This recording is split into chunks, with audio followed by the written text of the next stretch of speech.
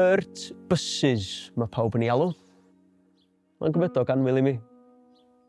Wedi ymddeol, mae'n treulio'r rhan fwyaf o'i amser yn teithio ar y bysia. Er fod y gwasanaeth lleol wedi gotogi gan nad oes digon o yrwyr I ddarparu'r gwasanaeth i'r pentrefi gwledig cyfagos.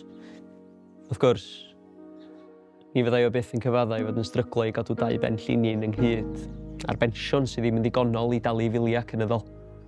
Serch hynny, un diwrnod cyfaddefod nad oedd yn gwmws I dderbyn lwfans gwresogi, felly bydd yn gosod plancedi dros I wely, ac yn osgoi'r gres ymlaen cyn o godi.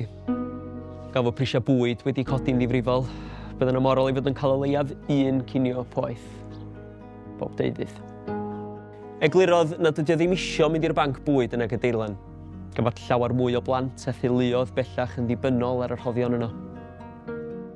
Popeth wedi newid big time yn ddiweddar wasi.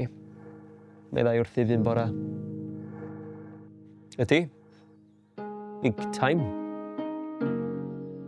Ac wedi newid ar gwaith ers y referendwm. Debais yn ddifeddwl. Cerddodd I ffwrdd, heb dweud gair pellach. Bryd hynny y meddyliais, tybed ydy o'n difaru rhoi'r slogan Take Back Control yn ffenestr I lolfa. Dyna'r adag stopiodd unig fab yn weld ygedd.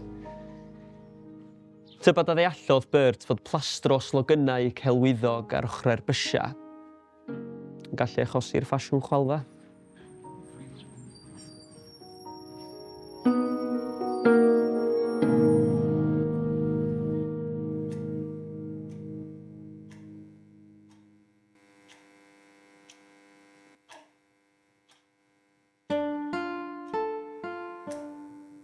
Yn anffodus, nid yw'n cofio pryd y dechreuodd anghofio.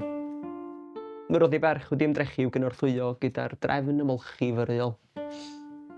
Gosododd yr holl gynnyrch angenrheidiol yn ei trefn ar silff y ffenast yn yr ystafell ymolchi.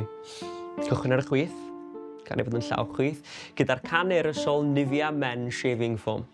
Ar asal. Potel fach wydyr Nivea Antiperspirant. Potel blastig Simple Shower Gel. Brwst danadd. Tiwb past na danadd Colgate. Potel blastig Triple Action Mouthwash. Tiwb plastig Foot Care Cream. Erbyn amser cinio, dywedodd I ferch wrtho. Dydy'r drefn molchi ddim yn gweithio. Pam? Nid wedi dilyn y drefn nes ti ddeud. Tebol ei thad yn yr ystod. Do.